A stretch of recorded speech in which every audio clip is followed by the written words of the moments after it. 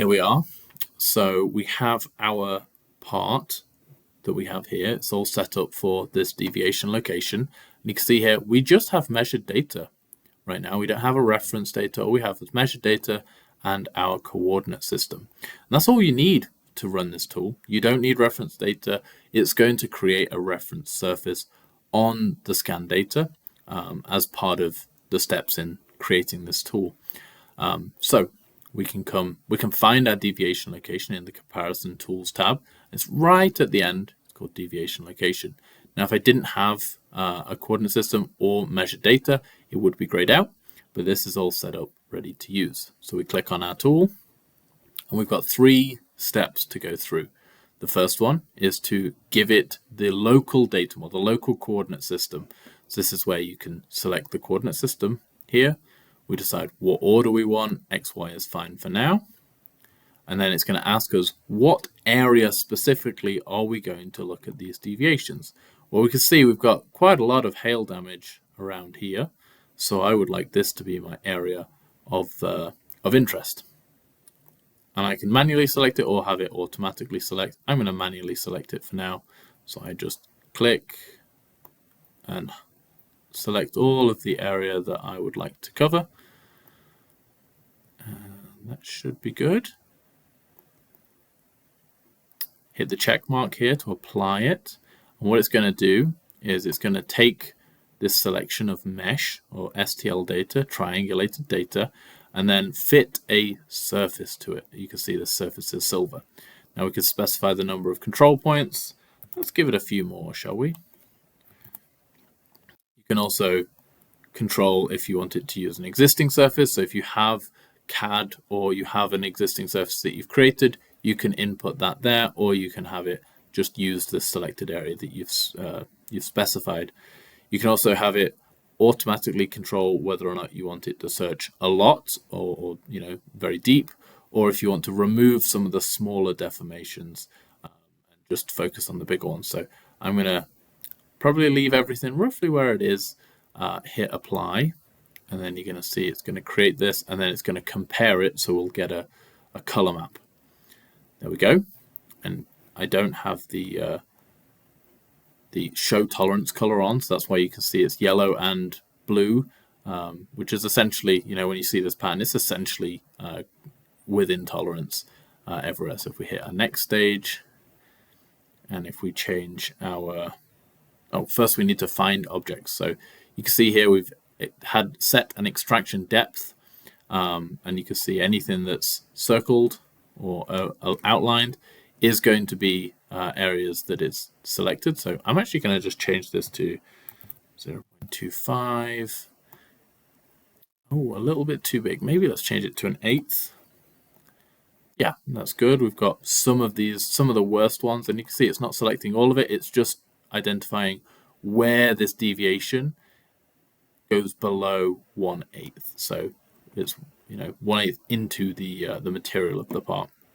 If we want to remove some of these smaller ones as well, we can say, hey, they need to be larger than 0.1.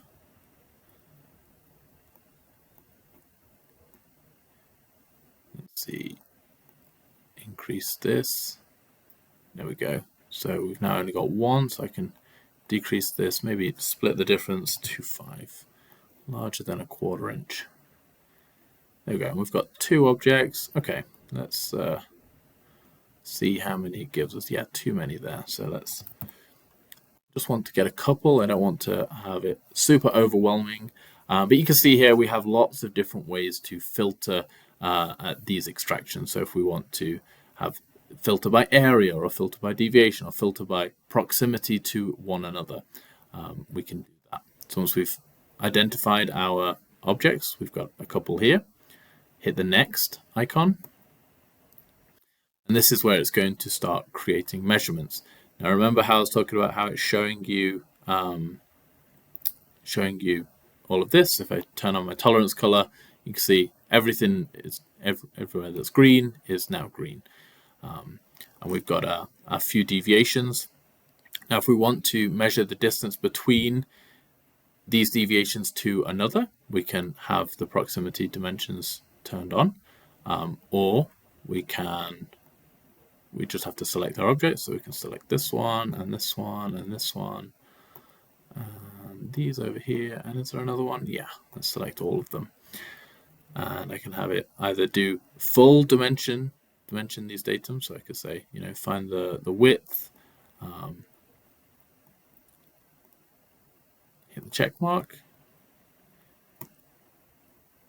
And you can see there it's measuring the X, Y, and Z position for all of these dimensions. And actually, maybe we don't want all 6 objects. Maybe we just want, let's pick 2. So it's a little bit easier for us to visually see them. So I can move these around, and it's going to be giving us X, Y, Z of both the deviation and also related back to the coordinate system. If we just want proximity dimensions to each other, we can do that there as well. If we're doing full dimensions, again, if we scroll down, you can see we can specify all sorts of different callouts that we'd like it to display. And I'm just going to hit the check mark, leave these here, and then hit this OK. And then we have finished using the tool. We now can move these annotations so they're nice and neat. Let's move them over here.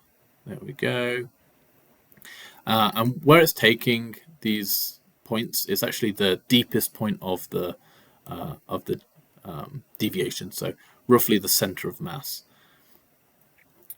Hit this check mark. If I want to add another viewpoint, I can add my custom view.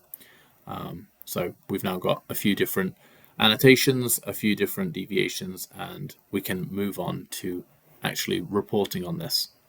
So we hit generate, and I don't need my reference data because it doesn't exist. I think the rest is okay. So if I hit generate, now in our report editor, where we can see what we have inspected, the reference data, and then our deviation location, and all of the information about those specific objects, and then our custom view that we also created. We can save this as a PDF, PowerPoint, Excel, send it to a friend.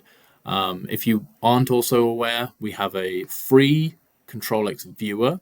So if you have somebody who isn't necessarily a user or a programmer of the Control X software, but would really like to open up a session and not just get this 2D report, be able to look at these reports in 3D as if you were in the software yourself, you can download Control X Viewer. Like I said, it's free to download. You can go to our website and get a copy of it. If you have any problems, feel free to reach out to myself or somebody in support. We're happy to help as well. So yeah, that's this for this specific comparison tool. However, we can see that this is also an airfoil profile. So since I'm already here, I can actually come to the Compare tab, go to Airfoil Analysis, and specify a base plane. If I zoom out, there we go. Move this along. And you can see there we've got our airfoil profile as well that we could report on. We would, for this specific tool, for the airfoil tool, we would need some reference data though. So you would need to import your CAD model as well. That's it for this time. If you have any questions or would like to see a specific topic covered, feel free to comment down below. And your feedback is really, really useful to me. Helps me shape these inspection insights going forward. Please visit our website, 3dwonders.com. If you have any question or want to see a demo, send us a message and we'll get back to you.